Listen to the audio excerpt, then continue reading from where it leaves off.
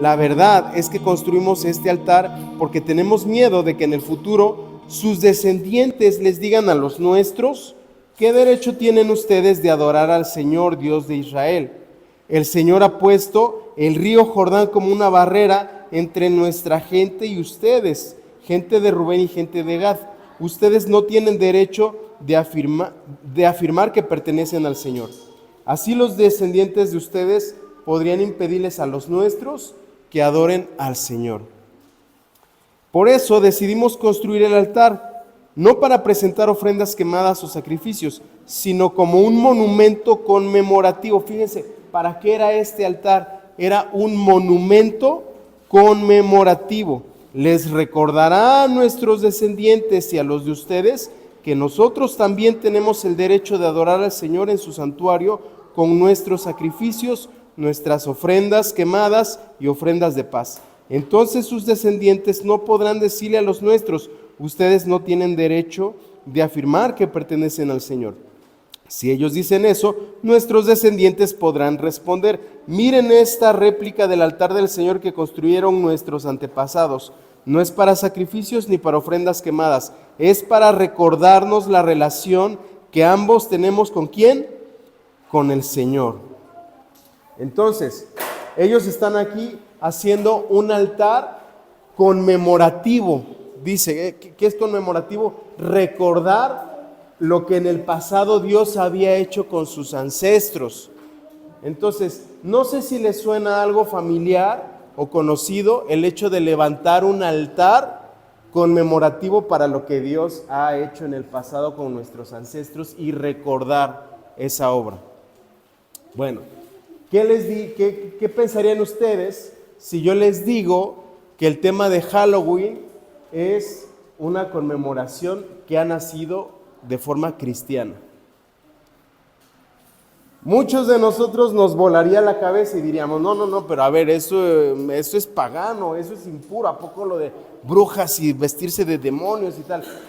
Claro, eso no, eso es una distorsión. Pero ¿qué sucedería si yo les digo que originalmente conmemorar lo que Dios ha hecho con nuestros ancestros y lo que acabamos de leer es bíblico? Y el tema del Halloween resulta que originalmente es cristiano. Bueno, vamos a dejar eso en una pequeña bolita por aquí. Ahorita lo retomamos.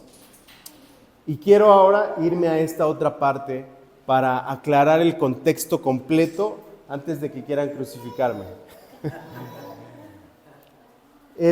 Nuevamente tenemos el pizarrón por acá. No crean que ya va a ser de cada 8 días, o no lo sé, pero eventualmente lo vamos a estar ocupando.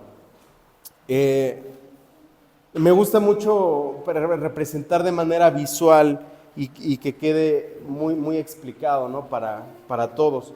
Entonces, el tema de lo que nosotros creemos como gente cristiana, que solemos llamarnos así, es nuestra doctrina, ¿no? Nuestra doctrina es lo que creemos, los fundamentos de nuestra fe. Bueno, yo quiero explicarles que nuestra doctrina teológicamente se parte en dos. Una doctrina que se llama doctrina pétrea. ¿Sale? ¿Qué cosa es la doctrina pétrea? Pétrea viene de piedra, es algo que es inamovible, no negociable, no es de que a veces sí, a veces no. La doctrina pétrea es, aquí en China y en cualquier país del mundo que se hagan llamar hijos de Dios, gente cristiana, la doctrina pétrea es tan contundente como lo que la Biblia dice: esto sí, esto no, y eso yo no lo puedo negociar. Ni ningún líder religioso, ni ningún hijo de Dios puede negociar, porque lo que Dios dijo, esto sí es, y lo que Dios dijo, esto no es, no es. Es la doctrina pétrea, ¿sale? Es inamovible, es como una piedra. Y luego existe una que se llama doctrina periférica. ¿Qué cosa es la doctrina periférica? Aquí hay situaciones donde la Biblia no es clara en decir esto sí o esto no. Hay cuestiones donde ustedes se han dado cuenta, hay iglesias donde a fuerzas tienes que vestirte, las mujeres de falda larga y de ropas largas, y los hombres tienen que ir de camisa y de corbata y demás, y está prohibidos hasta los tenis, ¿no? Las gorras, etcétera. Eso es doctrina periférica. En ninguna parte de la Biblia dice, está prohibido venir con tenis al templo, a la iglesia. ¿Sí me explico? O está prohibido que las mujeres usen pantalones, que también eso en muchas iglesias, que es prohibido según que las mujeres usen pantalones. Rapidísimo, lo que ahí dice es que está prohibido que las mujeres usen vestuarios o vestimenta de hombres. Jamás dice pantalones o jeans. La gente lo distorsiona, pero ustedes saben claramente que hay jeans para hombres y hay jeans para mujeres. Así como en el pasado no existían los jeans, eran túnicas y había túnicas para hombres y túnicas para mujeres. Entonces, no podemos clasificar que están prohibidos los jeans, que están prohibidos los pantalones, que están prohibidos los tenis, las gorras, bla, bla. Eso ya es cuestión de una doctrina periférica. ¿Sí me explico? Ahí viene una parte muy importante. La doctrina pétrea también podemos llamarlo como mandamientos, ¿no? De parte de Dios es muy claro, donde Dios nos manda algo que sí debemos hacer o algo que no debemos hacer. Repito, no lo podemos negociar. Eso no es de que, mira Dios, ahorita yo creo que sí me das tantito chance y no. O sea, el sí de Dios es sí y el no de Dios es no. Ahora, en la doctrina periférica vienen dos aspectos muy importantes. Una es nuestra convicción personal y otra es la compasión por otros. Les voy a explicar. La Biblia claramente dice, el borracho no entrará al reino de los cielos, ¿sale? Pero jamás dice, está prohibido tomarse una copa. ¿Sí me explico? Ahora, claro, la religiosidad y los paradigmas es que está prohibido tomar alcohol. A ver, debemos entender algo. El cristianismo es un hecho histórico. El cristianismo no nació ayer. El cristianismo tiene una historia de más de 2000 años desde que Jesús estuvo aquí en la tierra. Y en toda esta historia de más de 2000 años, el cristianismo ha existido desde siempre. Pero es como una gran casa, el cristianismo es como una gran casa que tiene muchas recámaras, tiene muchas habitaciones, y dentro de cada recámara hay una denominación dentro del cristianismo. Están los ortodoxos, los metodistas, los bautistas, los presbiterianos, los pentecostales y los neopentecostales. Y debo decirles algo, el neopentecostalismo no tiene más de 50 años, pero tuvo un boom. Pero en ese poco tiempo todavía hay muchos aspectos de su doctrina que están madurando. Y muchos de nosotros venimos a Cristo gracias a ese neopentecostalismo. A ver si no los confundo con estas palabrillas, pero el neopentecostalismo ha hecho un boom y muchos llegamos a Cristo por medio de este neopentecostalismo. Pero tomamos la doctrina neopentecostal como si fuera la única y nos olvidamos de que el cristianismo histórico tiene más de 2000 años. Y en ese cristianismo histórico, todos los cristianos desde siempre sí han tomado alcohol.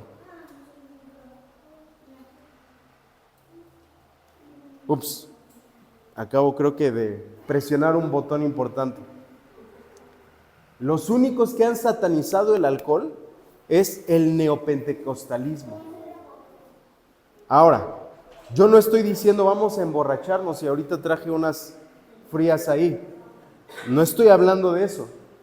Precisamente ahí es donde vamos a saber filtrar, donde Dios claramente dijo, el borracho no entrará al reino de los cielos. Y eso es no negociable. No vamos a estar negociando con, bueno, y si me das chance, ¿no? De echarme una borrachera, estoy con mis amigos, estoy con mis cuates. Eso es un no negociable. ¿Sí me explicó? Pero el maestro convirtió agua en vino. ¿Ok? Entonces, ahí entra una cuestión de una convicción personal. Si yo sé que puedo tomarme una copa de vino y no me voy a seguir de largo 3 días de borrachera, y estoy solamente tomando esa copa de vino porque estoy alimentando a lo mejor mis alimentos, y yo sé que con esta carne combina el vino tinto, pero con esta otra combina el vino blanco, y entonces como a lo mejor voy a hacer una cena especial, pues voy a compartir una copa de vino con mis familiares o mis invitados. Claro, entré en una convicción personal. Ahora, si yo sé que esos familiares o invitados no saben detenerse y no saben regularse, y ellos sí se van a llevar 3 días de borrachera, por compasión a ellos, entonces ni yo mismo me tomo esa copa de vino. No porque yo diga que es pecado, por compasión a no hacer caer en tropiezo a esos otros que pueden ser débiles en la fe. Que a lo mejor digan, mira, hasta el pastor Eri se está tomando una cerveza y no sé qué. Bueno, entonces, ¿qué pasa? Por compasión a otros, vamos a regularnos. Unos podrán decir, oye, pero eso es hipocresía. Pablo dijo, con los judíos como judío y con los gentiles como gentil. No es hipocresía, más bien sabiduría. ¿Sale? No confundamos hipocresía con sabiduría. Entonces, repito, este es un claro ejemplo de los mandamientos y las convicciones y la compasión por otros. Entonces, en esto puede entrar cualquier otro tema de la vida cotidiana, porque somos como muy fáciles de señalar al otro y no nos damos cuenta de que hay 3 dedos señalándonos a nosotros mismos. Como dijo Jesús, nos encanta ver la paja en el ojo ajeno, pero no nos damos cuenta de la bigota que hay en nuestro ojo. ¿Sí me explico? Entonces, esto que estamos explicando, y cada vez que ustedes vengan a una reunión o escuchen cualquier predicación, sí me acuerdo de la comadre fulanita, a ella le quedaría bien este tema. Es un espejo, la Biblia es un espejo para cada uno de nosotros, para alinearnos cada uno de nosotros a lo que dice la Escritura. Yo no voy a tratar de convencerlos de nada, pero aquí viene otra parte importante. La mayor parte de líderes religiosos y de iglesias muy fácilmente se recargan solamente de este lado. Y es más fácil para todos, tanto para los líderes, pero también para la Grey. Es más fácil que yo, líder religioso, te diga qué sí puedes hacer y qué no puedes hacer. Pero se recargan como si todo fuera mandamientos. La Grey se acomoda porque ya no necesito leer la Biblia. Mi pastor me dice que sí y que no. La Grey se acomoda porque ya no necesito orar. Mi pastor me dice, yo le echo una llamadita y me dice si sí me da chance o no me da chance. ¿Sí me explico? Ya no necesito alinear mi corazón a la voluntad del Padre, porque ya nada más con que vaya con mi sacerdote, mi líder, mi pastor, él es el que me dice si sí o si no. Y este lado de la columna, ¿qué creen mis hermanos? Necesita sí o sí que todos leamos la Biblia. Necesita sí o sí que todos tengamos tiempos de oración personal con Dios. Necesita sí o sí que todos estemos meditando día y noche en la voluntad que hay en el corazón del Padre. Y esto necesita sí o sí, en pocas palabras, una relación personal con Dios. Aquí nada más, como con Moisés, ve tú y sube y tú platica con Dios y luego vienes y nos cuentas. Esto es muy cómodo para la Grey y para los líderes, porque los líderes controlan a las masas. Pero de este lado es como, hey, ¿y a ti qué Dios te dijo? Ahora, jamás Dios nos va a decir algo que se oponga a la Biblia. Pues Dios sí me dio chance de tener una relación extramarital. La Biblia claramente ahí pone un no rotundo. Entonces jamás vamos a poder negociar a los mandamientos que Dios dice sí o que Dios dice no. Pero repito, hay otras áreas donde la Biblia no dice sí o no de manera contundente. Les voy a poner otro ejemplo, y no es que me estoy amarrando el dedo, pero es muy común el tema de los tatuajes. No es que la Biblia dice, no rasgarás tu piel. Hermano, lee completo, pero dice, no rasgarás tu piel por causa de los muertos. Y el siguiente versículo dice, tampoco te rasurarás las patillas. ¿Te rasuras las patillas? Porque en el mismo versículo donde dice, no rasgues tu piel, es el mismo versículo que dice, tampoco te rasures las patillas. Además, el de no rasgarás tu piel, dice, por causa de los muertos. ¿Y qué crees? Los tatuajes que tengo, todos están dedicados a Dios. ¿Sí me explico? Ahora, esto es una convicción personal y mi responsabilidad como líder religioso es decirte, yo no te voy a imponer mis convicciones personales. Esto sí te lo voy a explicar contundentemente porque está en la Biblia, pero yo jamás voy a venir a dar una prédica y decirles, ¿saben qué? Hoy les voy a enseñar cómo elegir sus tatuajes y dónde hacer sus cotizaciones y cuál es el mejor artista tatuador. No, eso es rollo mío y no se los voy a exponer aquí delante de ustedes como algo que tienen que hacer.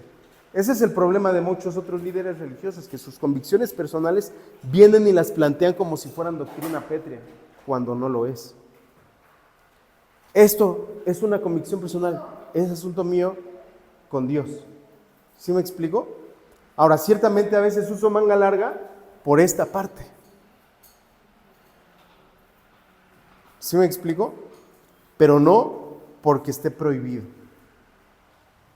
Repito, son temas un tanto controversiales porque estamos acostumbrados a la religiosidad y a los paradigmas que todo el tiempo nuestro líder nos dice, esto. Pero necesitamos más bien aprender a tener una comunión personal con Dios. Y quiero hacer aquí un énfasis importante. Muchas veces, y yo lo he escuchado de mucha gente muy linda, que dice de las iglesias, de los pastores, de los líderes religiosos, no juzgues, no critiques, no preguntes, no cuestiones. Y yo les quiero decir, sí pregunten, sí cuestionen, sí pongan en tela de juicio. ¿Por qué? Porque el tema de no juzgar recae en prácticamente hacer del líder religioso una deidad. Y no es así. Yo les estoy exponiendo esto y toda la semana, entre semana, está abierta la agenda a que nos llamen, a que nos escriban, a que nos pongamos de acuerdo de todas las preguntas que ustedes tengan de los temas que aquí se exponen. Porque yo no creo tener la verdad absoluta. La única que sí tiene la verdad absoluta se llama la Biblia y está aquí, es doctrina pétrea. ¿Sí me explico? Pero hasta eso podemos desmenuzarlo y ver que a lo mejor yo un día les dije que era Pedro y había sido Pablo el que dio tal enseñanza y puedo corregirme de algún tema que me haya yo resbalado. Pero eso de no cuestiones, no preguntes, no cuestiones, a veces viene desde nuestra infancia. Según nos decían, no hay preguntas tontas, tú pregunta. Y ya al momento de la clase, ¿no? En la primaria o en la secundaria, a ver, preguntas, dudas. Yo, profe, a ver, yo no le entendía esto. Ay, fulanito, pero si serás tonto, si serás necio, pues no quedó claro. Entonces, ¿qué aprendimos después? A quedarnos callados. Y con papá o mamá ni se diga también, porque si queríamos preguntar era, a ver, ¿qué pasó? Y nada más nos echaban la mirada, ¿verdad? De águila y derechitos y calladitos. Y cero preguntar y cero cuestionar. Y luego esto también en las religiones. Pero quiero decirles algo. Pablo dijo, examínenlo todo, retengan lo bueno. ¿Sí me explico? Claro ejemplo, llegas a una taquería y en la taquería está todo cochino, está todo sucio, el taquero está mal de su higiene personal, entras y ves cucarachas y dices, pero no voy a juzgar y no voy a criticar, siéntense familia a comer. ¿Verdad que no? Si en algo tan vano como el alimento material no lo hacemos, en algo tan importante como el alimento espiritual, sí hay que hacerlo. ¿Sale? Entonces, les voy a decir, lo que les dije de Josué 22 no es lo de las ofrendas. Es un ejemplo para explicarles y demostrarles que no todo lo que un líder religioso dice ya es porque esto es así. Ahora, ciertamente Dios dice de manera clara y contundente, no hay entre ustedes quien consulte a los muertos, ni se haya entre ustedes mago, ni agorero, ni hechicero, ni sortílego. Eso es contundente, es un mandamiento, es doctrina pétrea, claro y contundente. Entonces, el tema de poner, ya saben, en estos tiempos, altares, holocaustos, ofrendas, como se les quiera llamar, para invocar a los muertos, yo no los tengo que convencer de nada. La Biblia es clara y contundente y dice, no consultes a los muertos. Ahora, vamos con otra palabrita, porque una cosa ustedes saben es el Día de Muertos y otra cosa es el día de Halloween. Bueno, pues históricamente el Halloween sí es cristiano, eso sí es real y eso sí es verídico. Y les voy a explicar cómo y de dónde y por qué y para qué. Y para no mentirles, no voy a confiarme de mi mente. Dicen por ahí que más vale un lápiz pequeño que una mente grande. Entonces, en el año 373 después de Cristo, San Efrén el Sirio menciona que el 13 de mayo se celebraba el Día de los Santos Mártires. Desde el siglo II, los cristianos conmemoraban a los mártires asesinados. Es decir, desde los primeros cristianos. ¿Qué cosas son los mártires asesinados? Los hijos de Dios que predicaban la palabra, pero por ir a pueblos donde no eran bien recibidos, los asesinaban. Y entonces, ¿qué pasaba? Eventualmente, las siguientes generaciones recordaban a aquellos que dieron su vida predicando la palabra de Dios, predicando las buenas nuevas de salvación que había en Cristo Jesús. ¿Los adoraban? No. ¿Los veneraban? No. ¿Los invocaban? No. ¿Les ofrecían holocaustos, ofrendas? No.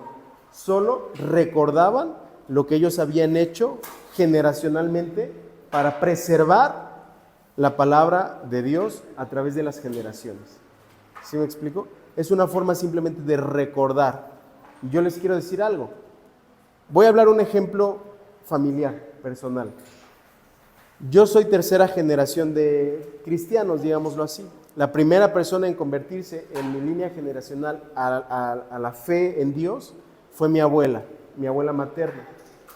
Ella, entre sus diversas actividades, le gustaba escuchar la radio. Y un día se encontró con una estación de radio cristiana. Empezó a escuchar la palabra de Dios y eventualmente se convirtió.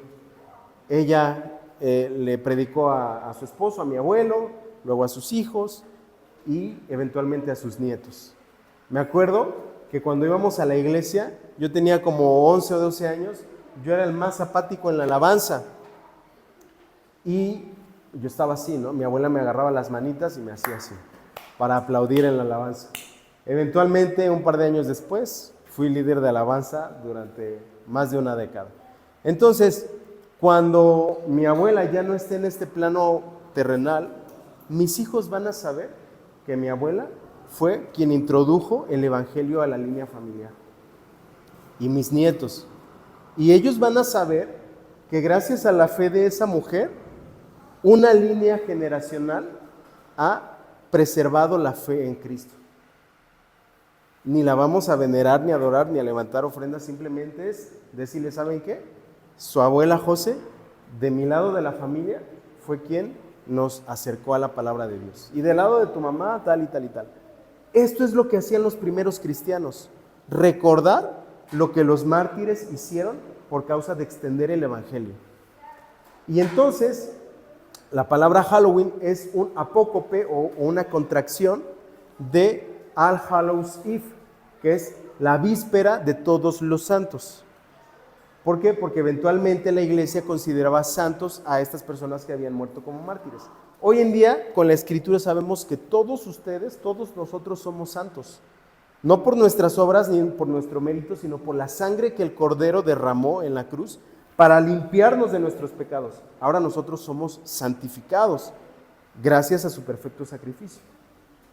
Así que a mí me gusta decir eventualmente, oigan, ¿y qué tal y si el día de todos los santos nos parecemos más a ellos? Y aprendemos de todos ellos, de aquellos que dieron su vida por causa de Jesús, por causa de extender el reino. A veces nosotros ni a la vecina le compartimos. Y estos cuates murieron por ir a pueblos enteros. Como Pablo, muchos de ellos fueron latigados, náufragos, pasaron hambres, pasaron fríos, probablemente negaron muchas cuestiones a su familia por llevar la palabra de Dios. Y que ustedes y yo tengamos hoy en día, fíjense muy bien, que tengamos una Biblia en español, es gracias a todos esos mártires que dieron su vida por causa del evangelio. Que tengamos libertad de culto, es gracias a todos esos mártires que dieron su vida por causa del evangelio. Que tú puedas poner en tu casa música de adoración o de alabanza a todo volumen, es gracias a la libertad que estos mártires consiguieron generacionalmente e históricamente hasta el día de hoy. Lo que hoy tú y yo podemos vivir de libertad, ellos solo lo soñaban, pero dieron su vida porque las siguientes generaciones lo pudieran ver y vivir. Hay una frase por ahí que es secular, pero que dice que el que desconoce su historia está condenado a repetirla. Si nuestros hijos y nuestros nietos no saben de dónde Dios sacó a nuestros abuelos o a nuestros padres o a nosotros, si ellos, nuestras siguientes generaciones, no lo saben, están condenados a volver a ese lugar de donde Dios nos sacó, y eso es muy peligroso. Yo recuerdo una vez en Izúcar, en la iglesia de mis papás, yo era líder de alabanza y estaba llorando por los chicos de alabanza, y Dios me habló sobre uno y me dijo: dile que está regresando al lugar de donde yo saqué a sus padres. ¡Wow! ¡Qué fuerte! Entonces voy y me acerco, estaban sus papás, estaba él, estaban comiendo, y les dije: oye, ¿sabes qué? Estaba llorando por los chicos de alabanza, y cuando me tocó orar por ti, sentí que Dios me dijo esto, que te estabas regresando al lugar de donde Dios sacó a tus papás. Los papás voltearon así todos asustados, y él también, así como que, ¿sí me explico? Pero estamos condenados a que eso nos pase o a nuestros hijos si no les contamos cómo Dios ha hecho la obra de generación en generación. Y muchas veces solamente categorizamos a que todo lo que no es cristiano neopentecostal es satánico. Y repito, debemos entender que el cristianismo histórico tiene más de 2000 años. Y debemos entender que no se trata de opiniones, de juicios, de criterios, de perspectivas. Son hechos contundentes, hechos históricos. Históricamente, de ahí proviene el tema del Halloween, de recordar lo que los mártires cristianos hicieron para seguir extendiendo la palabra de Dios. Ahora ustedes podrán decir: oye, pero ¿y todo esto de disfrazarse de brujas y tal, estás a favor? Mi respuesta es no, porque eso es muy claro y muy evidente que está invocando a la cultura del reino de las tinieblas. ¿Y de dónde nació eso entonces? Ya sé, de los celtas, que no sé qué, y muchos sacan de que el tema de los celtas y de Samhain. Bueno, los celtas y Samhain es una celebración donde al final de otoño recogían todas las cosechas, porque venía un crudo invierno donde no iba a haber fruto, y era como una casi manera de hibernar. Se acabó. ¿En qué momento invocaban a los muertos y tal? Jamás. Yo he escuchado y yo he visto cómo estos pastores han armado sus sermones y sus bosquejos predicando que esto de Samhain es lo mismo que Halloween, y les voy a decir lo mismo que ya les dije. El neopentecostalismo es muy nuevo y todas esas enseñanzas las sacaban de internet. Familia, el internet también es muy nuevo y cualquiera puede editar Wikipedia. Tú entras a Wikipedia y lo editas. No hay bibliografía histórica que afirme que Samhain es lo mismo que Halloween. No hay relación alguna, porque Samhain es un acontecimiento de Europa, y el Halloween de disfrazarse de brujas y de tal fue, ¿qué creen?, en Estados Unidos, Hollywood, hace un par de décadas. Históricamente hay dos grandes países que son imperios y que han impuesto una forma de cultura en toda la sociedad. Un imperio es el Imperio Romano. A todo pueblo que ellos llegaban hacían un sincretismo, una síntesis de sus pueblos que ellos tomaban, y los romanos eran de todas las mezcolanzas de fe, de doctrina, de religión y de misticismo, pero ellos no tenían una propia. Y lo mismo ha pasado con Estados Unidos, nada más que ellos no van hacia afuera, la gente llega a ese país, y a ese país todas esas filosofías y doctrinas y culturas que llegan, ellos las adoptan y hacen una síntesis. ¿Y qué creen? De ahí sacan sus películas, y de ahí surgió el Halloween que conocemos, de brujas y de demonios. Pero históricamente, el Halloween histórico es recordar lo que los mártires cristianos hicieron por nosotros. Así que, por último, y ya para terminar, leamos Romanos capítulo 14, que dice a partir del versículo 5: del mismo modo algunos piensan que un día es más sagrado que otro, mientras que otros creen que todos los días son iguales. Cada uno debería estar plenamente convencido de que el día que elige es aceptable. Los que adoran al Señor un día en particular lo hacen para honrarlo a Él. Los que comen toda clase de alimentos lo hacen para honrar al Señor, ya que le dan gracias a Dios antes de comer. Y los que se niegan a comer ciertos alimentos también quieren agradar al Señor y que dan gracias a Dios. Pues no vivimos para nosotros mismos ni morimos para nosotros mismos. Si vivimos es para honrar al Señor y si morimos es para honrar al Señor. Entonces, tanto si vivimos como si morimos, pertenecemos al Señor. Cristo murió y resucitó con este propósito, ser Señor de los vivos y de los muertos. Así que, oye, ¿puedo dar dulces en estas temporadas? Yo te diría, convicción personal. ¿Puedo levantar una ofrenda para mi bisabuelita? Yo te diría, mandamientos, doctrina Petra. ¿Puedo disfrazar a mi hijo? Personalmente yo diría, si yo disfrazo a mi hijo de Superman o de Spider-Man o de Batman como cualquier época del año, es cualquier época del año. Ahora, el tema de disfrazarlo de brujas y de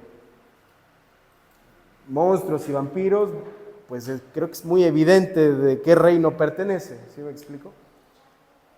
Así que, bueno, creo que este es un tema largo, pero ya como lo dije, es una serie, vamos a seguir hablando de la historia de nuestra fe. Algunos dicen, los cristianos no celebramos el 31 de octubre. Yo les quiero decir, los cristianos sí celebramos el 31 de octubre, porque el 31 de octubre es el día de la Reforma Protestante. Y muchos ni saben qué cosa es la Reforma Protestante, ni quién fue Martín Lutero, y las 95 tesis y las 5 solas de la Reforma. ¿Cuáles 5 solas? ¿5 mujeres que viajaban solas? No. Si no sabes mucho acerca de la historia de la Reforma, los invitamos el próximo domingo, vamos a estar hablando acerca de la Reforma, que es un acontecimiento, un parteaguas en la historia de la humanidad. No solo los cristianos debemos conocer, a veces hasta los laicos conocen más de la Reforma Protestante que los mismos cristianos. Pero bueno, repito, es un tema largo. Obviamente la historia de la iglesia no es una charla de 1 hora. La historia de la iglesia en la Universidad Cristiana, en el Diplomado en Teología, es una materia completa que toma 6 meses, 8 meses de estudio o más. Así que, repito, nuestra agenda está abierta entre semana para cualquier tipo de dudas, preguntas, aclaraciones, y sobre todo, llevemos a la comunión personal.